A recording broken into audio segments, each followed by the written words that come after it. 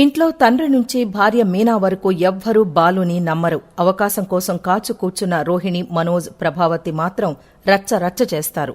ఏమీ మాట్లాడలేక ఆగిపోతుంది మీనా. శృతి, రవి మాత్రం బాలుని సపోర్ట్ చేస్తారు. కానీ ఆ వీడియో మాత్రం నువ్వు తాగి కారు నడిపావనే అర్థం వచ్చేలా ఉంది, జాగ్రత్త బాలు అని చెప్పేసి వెళ్లిపోతుంది శృతి.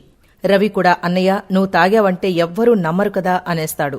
కేవలం మౌనిక మాత్రమే ఏదో జరిగిందన్నయ్య, నువ్వు ఇలాంటి పని చేస్తావని నేను అనుకోవడం లేదు అంటుంది. హమ్మయ్య, స్నేహితులతో పాటు ఇంట్లో ఒక్కరైనా నన్ను నమ్మారు, ఇప్పటికీ ఓ కాన్ఫిడెన్స్ వచ్చింది అనుకుంటాడు బాలు. నీపై ఎవరో పగబట్టి కావాలనే ఇలా చేశారు అని ఫ్రెండ్స్ అనడంతో ఆలోచనలో పడతాడు బాలు. ఇంటికి చేరుకున్న బాలు మీనాతో కూర్చుని మాట్లాడతాడు.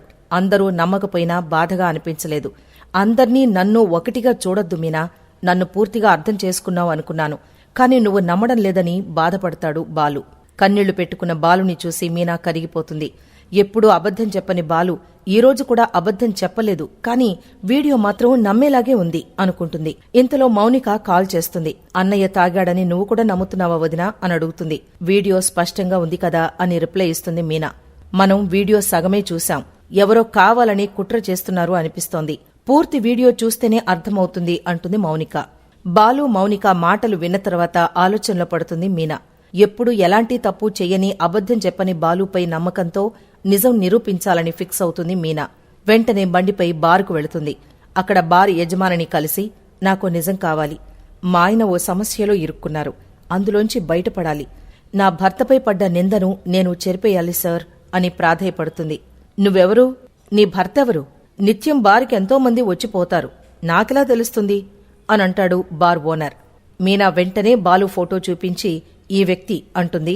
అప్పుడు గుర్తు చేసుకున్న ఆ యజమాని బాలు తాగలేదని చెప్తాడు.